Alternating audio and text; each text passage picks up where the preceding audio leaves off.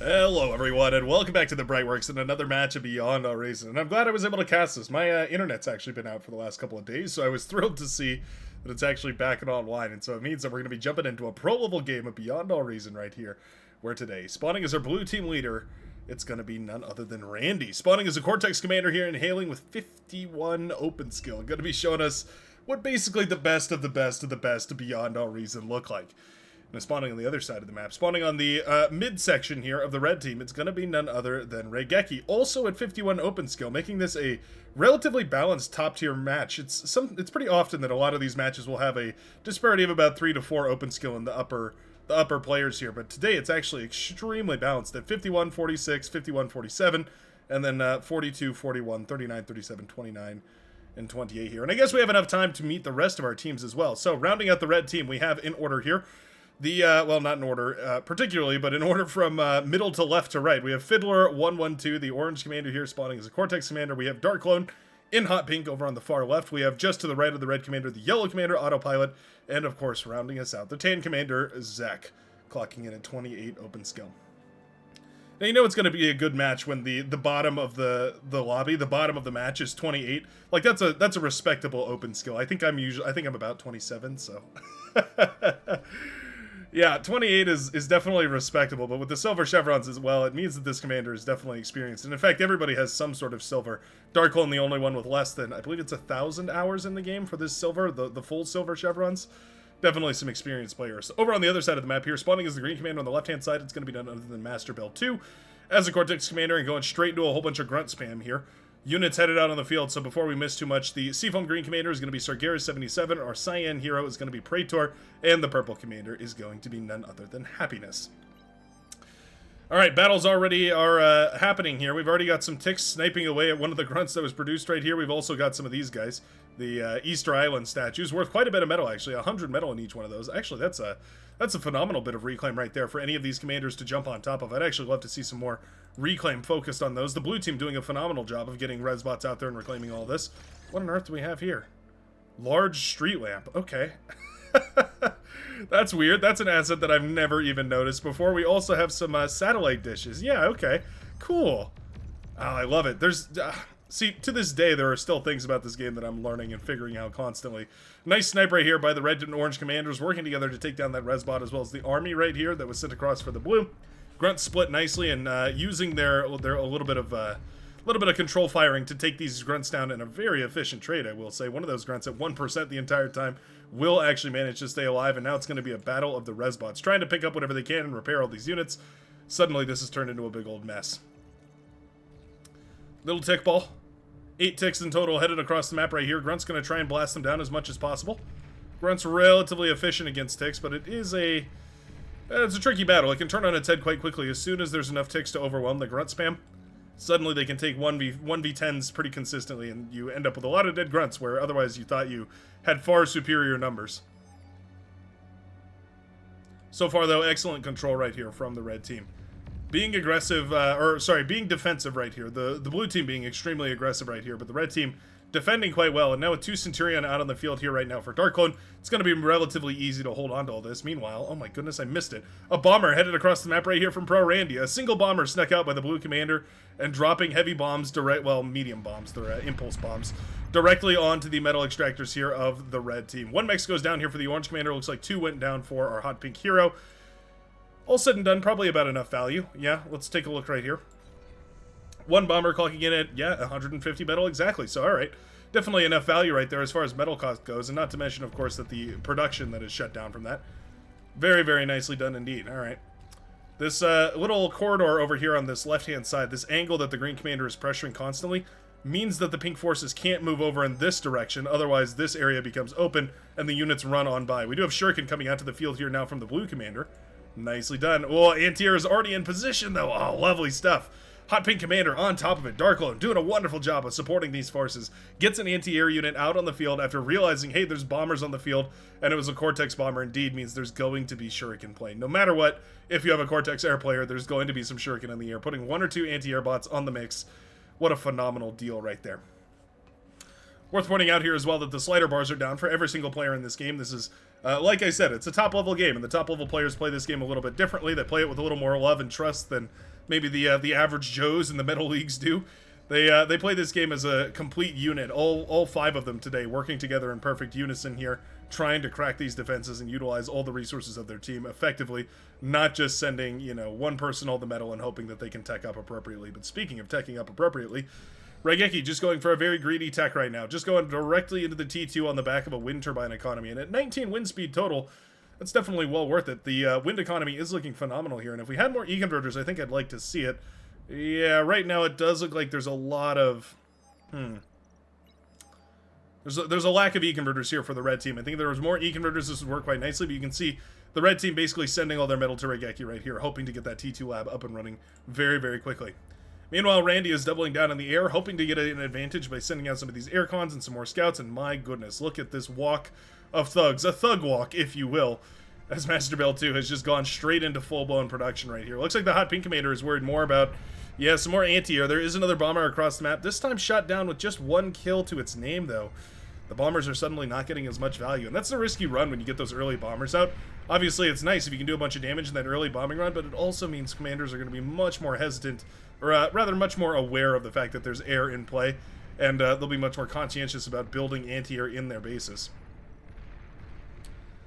One of those things that seems trivial, but then suddenly when you have a bunch of anti-air bots firing on your bombers and bringing them down, it can really start to hurt quite a lot. You start to lose value really, really quickly, more so than in most other cases in Beyond All Reason. Air units, extremely fragile relative to their costs, so they are very, very precious, and when you lose them, it should be taken very seriously. Darklone in a lot of trouble right here. 6%. Boom goes Darklone's commander. The Hot Pink Commander goes down on the left-hand side. Centurions to clean up most of this, and we do have reinforcing grunts to fire away at a lot of this as well. Orange Commander going to clean up the little bit of a run-by that was sent forward by the Seafoam Green Commander Sargeras 77, and it looks like the Centurion will be in position to clean up all the rest here. Centurion, perfect anti-swarm bots. They've got a rapid-fire dual laser cannon mounted on each arm. Master Bell handed, Master Bell not handed a commander, using that commander to step forward here, trying to do a little bit of damage. Centurion technically countering commanders. If microed absolutely 100% perfectly, Centurions can kill commanders without the commander really being able to do very much. In this case, though, there's plenty of units, plenty of thugs available here for the green commander in order to eat up this wreckage and enjoy a nice tasty snack of metal to use towards devastating this left-hand side. You can see the Centurion trading out quite nicely here. They are firing away with their lasers and they're chipping down these units, but there's just so much metal and thugs on the field right here. Currently a whopping 5 thugs, but it was about 8 earlier. That's going to be close to 1,000 metal or so versus the 2 Centurions, 540. We'd need at least 2 more Centurions to make this even relatively efficient as far as the Hot Pink Commander is concerned. And we do have them coming up. Just going to be a second. Resbot's patching up with a Centurion here. I'd love to see that handed over to the Pink Commander, or maybe just a little bit of a repair. Trying to massage those Centurions back to life wouldn't be the worst idea. There we go. Yeah, handing over the Centurion. Oh, lovely stuff. That's what I love about watching the pros play, is whenever they do, it's always maximum coordination. Janus is firing away where they can right here. The blue army is looking tremendous. Bomber's trying to find some value right here. It's a little bit meh. Those bombers are not going to be worth very much longer. T2 coming up and running right here. We already have a T2 constructor out on the field here for the red commander. We're going to start getting some of those T2 units out as well. We've got a recluse up and running, and I wonder if we're going to start seeing some more of those T2 units. Yeah, we've got a rocket spider already on the front lines here, starting to try and fire away at whatever of these units that it can. Obviously not ideal against non-moving targets.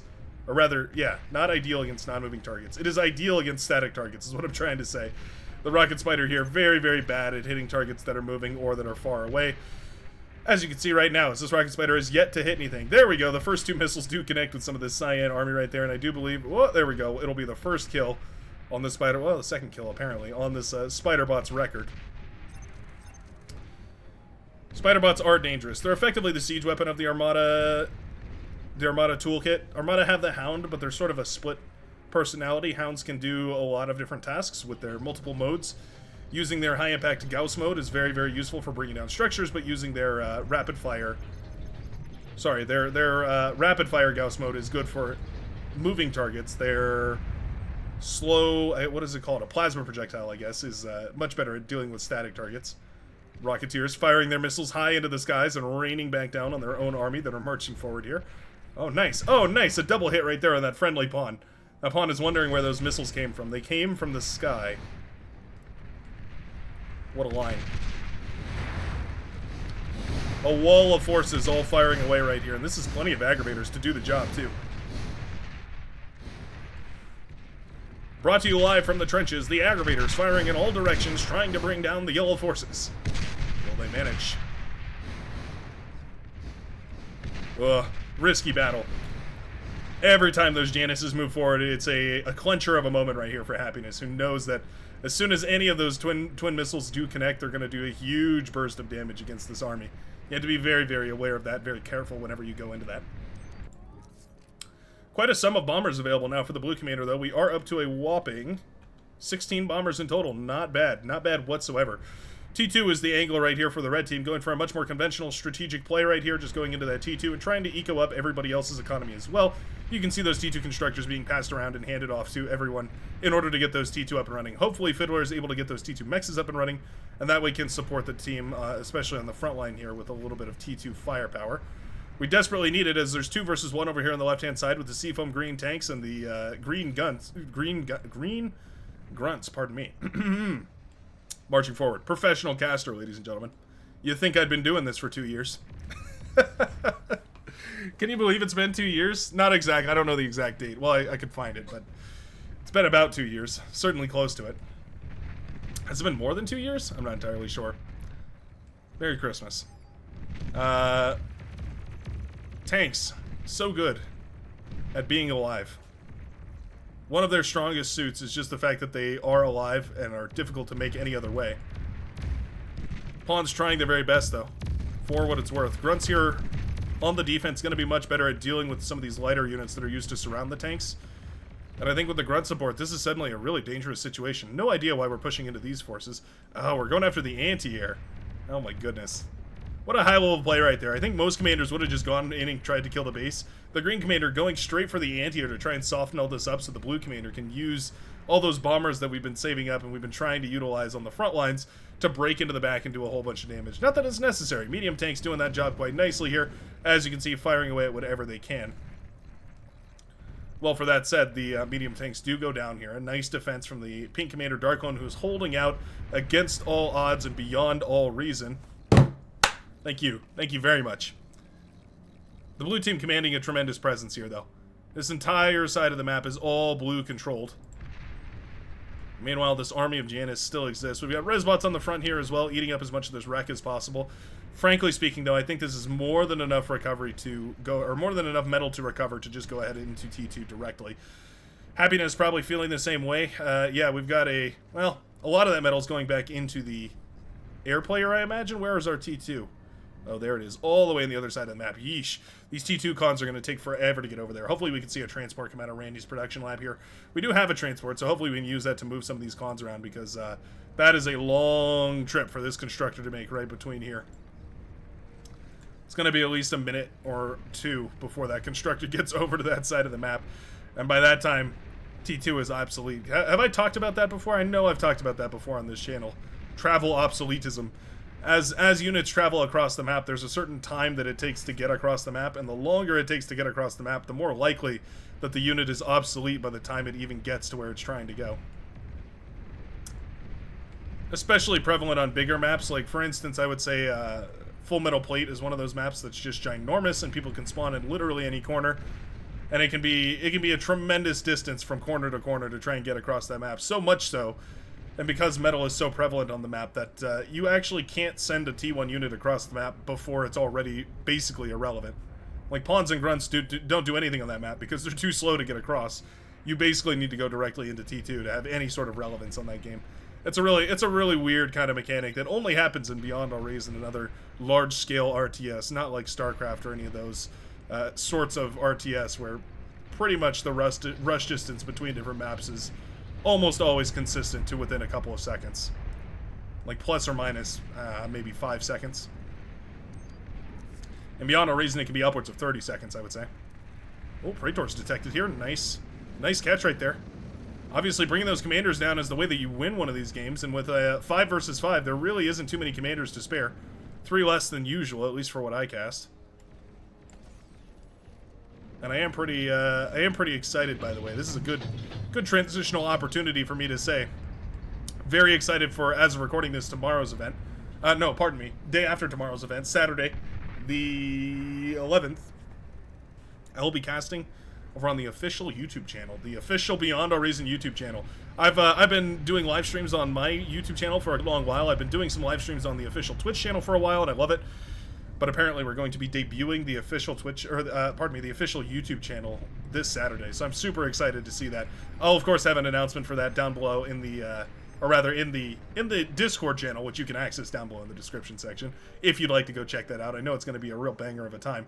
It's a Pro 1v1 tournament, so if you're interested in high-level gameplay, it really just doesn't get better than that. Should be a lot of good fun. I know, I believe it's Lost Deadman will be casting on the official Twitch channel, too, if you prefer to watch on Twitch. That being said, there's also a plethora of other streamers and casters and whatnot that are going to be covering the event, so it's going to be a good time. Hope to see you there. 8 a.m. PDT? Yeah, PST? I believe it's PDT.